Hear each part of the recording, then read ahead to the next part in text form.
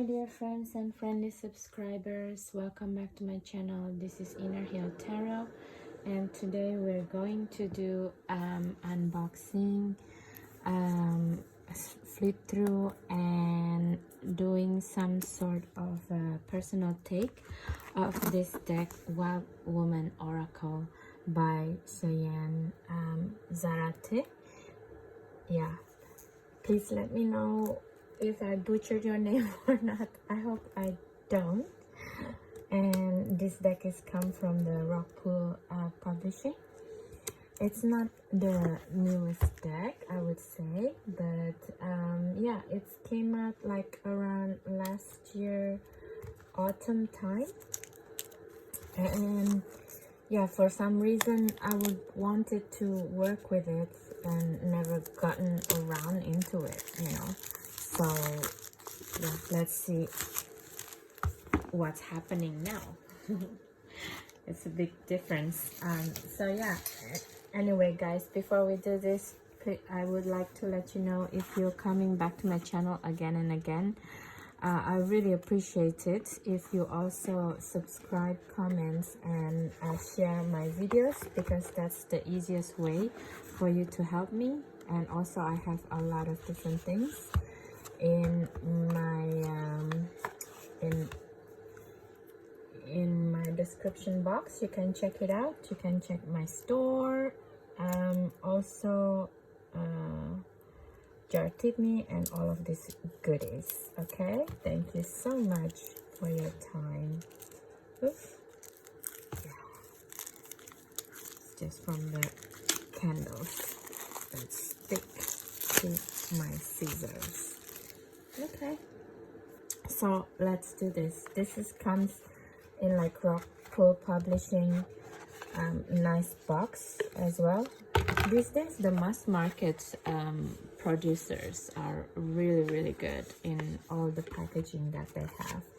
Sometimes they're getting up to par from just regular mass market decks into really nice ones, including this one basically that I'm thinking of, and almost the same kind of quality with the indie decks basically, which is I really love, because to have affordable mass market decks as a working deck is quite crucial as well.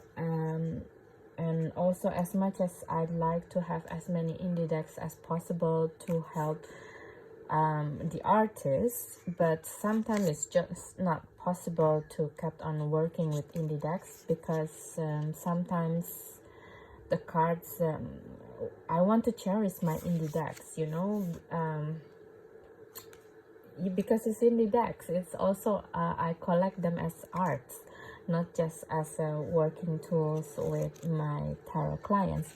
Sorry, tarot clients, but that's how I feel. And that's why also I like to look for a good mass market deck. And even though this is, to me, feels more like autumn vibe with the colors, but it doesn't matter. We will do the flip through in the springtime. And it's really nice guidebook as well, because it's giving you the message and insights, and also what is in the symbolism of the cards.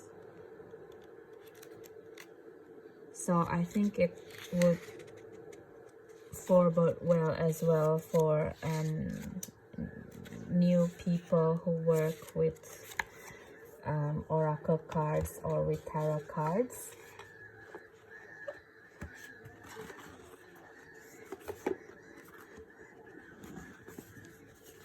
So yeah,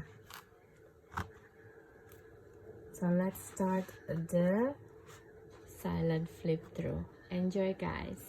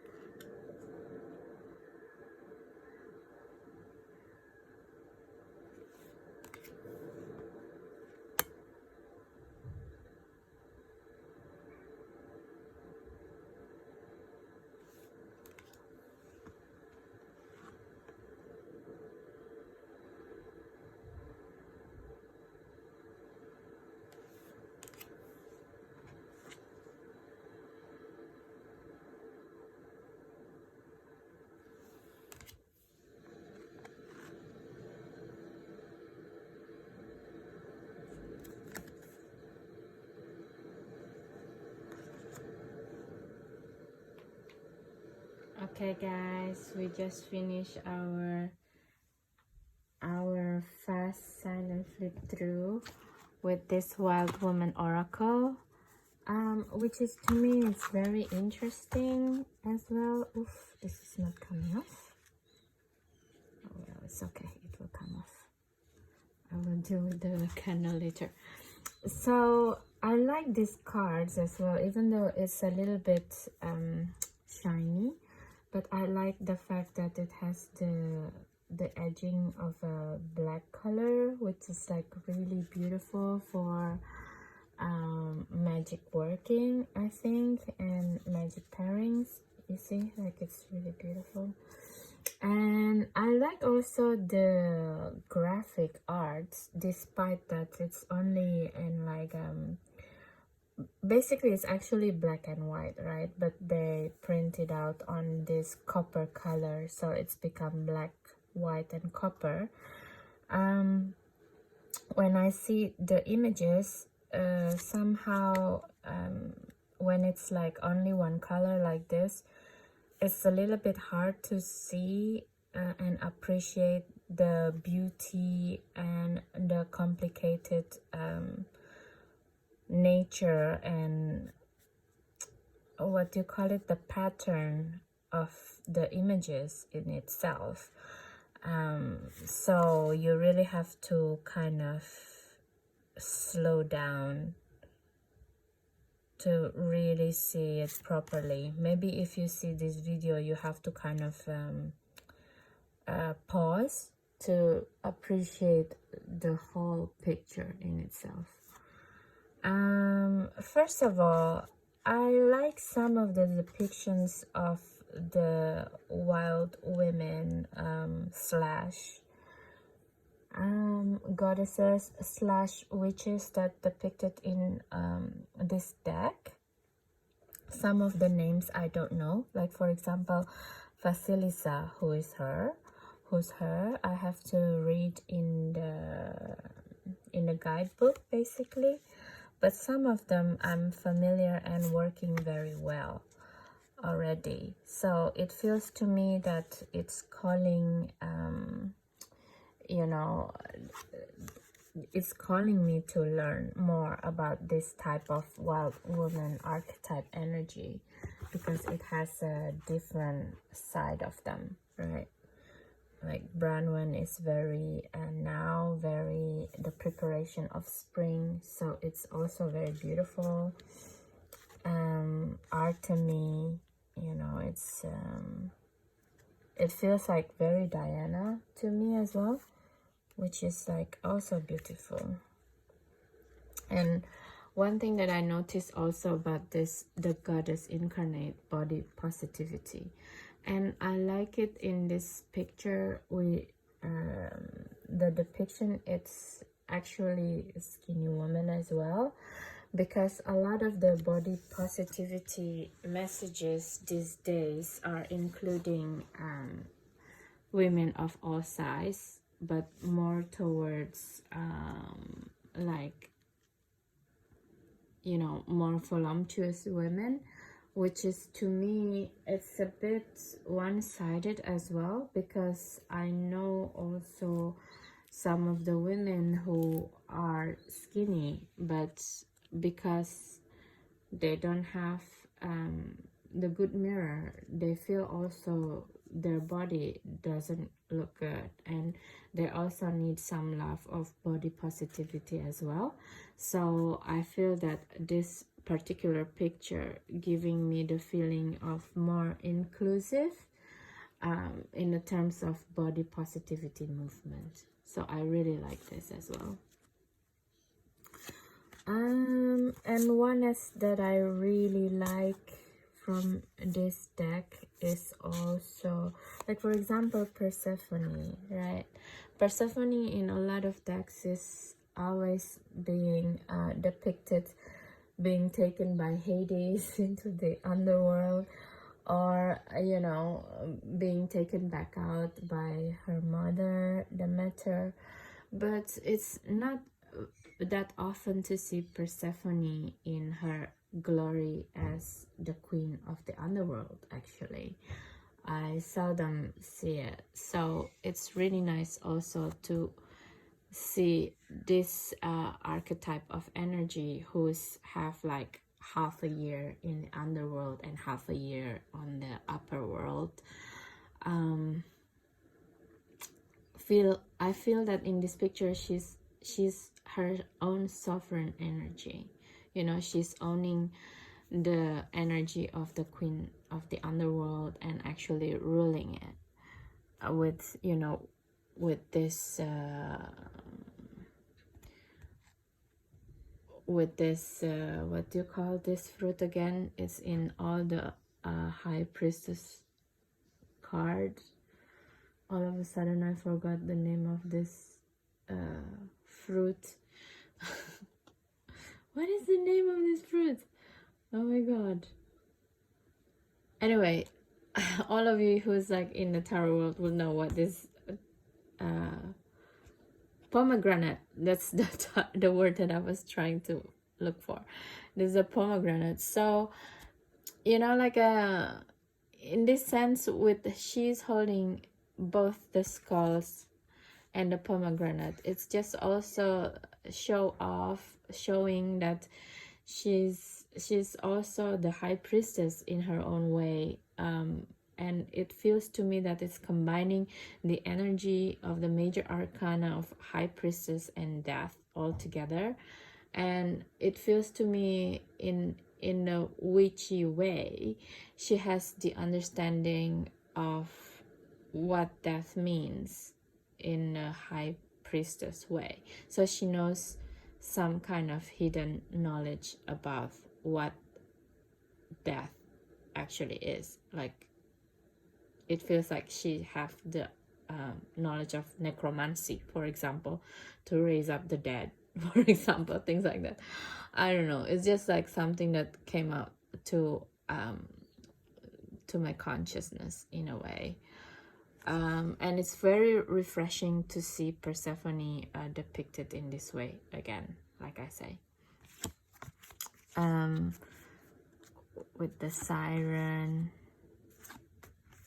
And I love also the Bastet and Sekhmet depiction here, because I feel that also a lot of times Bastet and Sekhmet is very depicted as a very strong warrior woman, you know, because Sekhmet also, the goddess, both Sekhmet and Bastet, I think, originally depicted as goddesses of war as well as also as healing. But in the end of the day, they're also the lionesses and the cats, you know. And to have this goddess depicted as someone who's taking care of herself, relaxing, not in you know, in the stern poses, you know, it's also giving me the idea of a different side of Sekhmet and Bastet. They are not always in war costume, they're taking a break as well. So this is a very, very nice depiction of them. And Medusa with the sacred rage, of course, you know, like, I can't even say. Medusa is like, the story of her is so complicated, and but also depicting of a woman who's she's a victim of rape, basically, right? And she's being raped by a person who's also the king of gods. I think she was like Zeus pursue her, and Hera doesn't like it, so she's cursed her to have this head full of snake kind of thing, and she's become just like a monster.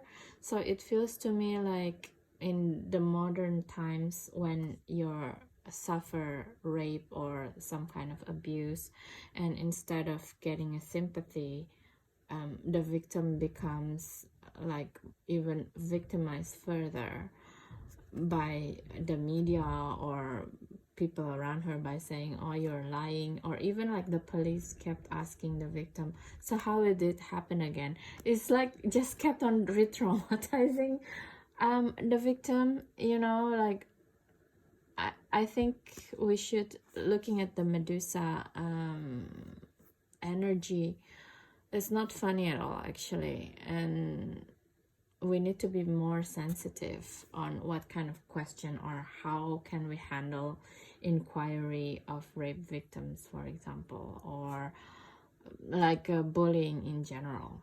Yeah, so with her in a sacred rage is very strong energy as well.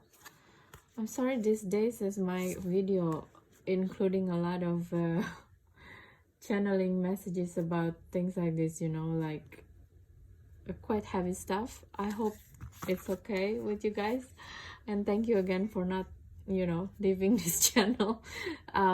This too shall pass.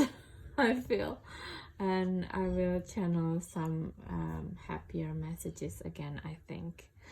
But moving on, so other things is like kind of other cards is more like things that we can do in certain kind of questions, I guess. So it's more like body movement and some kind of like I am presence messages, like I am wholeness. So this is more also more in plant medicine area, time of the black jaguar with destruction. It makes me feel like a Kali energy as well in Indian mythology. And also like the Hecate depiction. I rarely see Hecate depicted like this. Most of the time Hecate depicted with 3 faces. Most of the time is quite menacing and very mysterious. Sometimes it's scary, just downright scary. And yeah, I mean, to see Hecate depicted as like a normal human being with the black dog, it's also quite refreshing to me, because it's kind of humanizing this energy, and instead of just re-traumatizing or make people scared of her energy. And to have Hecate, Queen of the Crossroad, the unknown, I feel also like a lot of the depiction of her as goddess, a goddess with 3 heads, and most of the time is scary. It's just a depiction of some of the creators, their own energy and their own fear of the unknown, and projecting it on the Hecate depiction that they made. So to see this as like a regular person, basically, right? It's really humanizing her. It feels to me that the artist who created this text, Sayin Zarate, she's comfortable with the unknown, and like, okay, this is just another fork in the road, like more choices, more multiple choices that I can deal with the situation. How can I deal with this, you know? And to me it felt like someone who's actually mature when life giving them choices and fork roads, instead of projecting it into a fearful figure and, oh, what should I do kind of thing. And but to be fair as well, some few times I work with Hecate energy, it does felt a bit scary, because I felt that her energy moving very fast, and also like Kali, you know, Kali energy is very fast. And also sometimes when I work with her energy, I felt like sometimes I'm not necessarily making the actual right choices. So I felt that also because of in my subconscious mind, I have the image of Hecate as a fearful goddess and something that I don't understand fully. It makes me choose the sort of wrong choice kind of thing. That I know that there is no wrong choices, because in the end of the day, all the choices that you make is the best choices that you can take at that particular time. But still, sometimes I'm happy to just see Hecate like this depiction. Moving on, the High Priestess picture also very nice, because as well, like I said with the Hecate, it's just make the High Priestess image in this particular card become more humanized version of her, as well as the Hecate. It's just like in a lot of tarot cards, High Priestess is supposed to be mysterious because she held a lot of secret knowledge, but what does she actually do, you know? And to see this in here depicting what does she actually do, drawing a mandala and calculating timing, the divine timing, that how and when she should do things, is actually kind of humanizes her as well. And she's also consult on a lot of book and practices. So it's not like, oh, I'm connecting with High Priestess, all of a sudden you know everything. No, but I mean, you also studying something, so when time comes, this knowledge just come to you naturally, right? So I think it's beautiful, and I'm going to end my my review and silent flip through here with this Wild Woman oracle with the Home at Last. And this is so me. Like yeah, I'm myself now completely surrounded by books and tarot decks, with my cats, having my tea, and in front of me is literally the fire. The exactly the same like this, and also sometimes there's flower. So I felt at home in this card that depicting this woman here. So yeah, with that, I would like to say thank you for you, my friend and friendly subscribers, for being here and spending your time watching my videos. Thank you so much, and please do let me know if you're already working with this deck, how is the energy feels, and does the reading resonated with you, because then also I'm learning from you as well, and I always feel happy when I also learn from my subscribers. Okay, thank you so much guys for your time. Please do have a good day and night after watching this video, and yeah, see you again in the next one. Bye bye.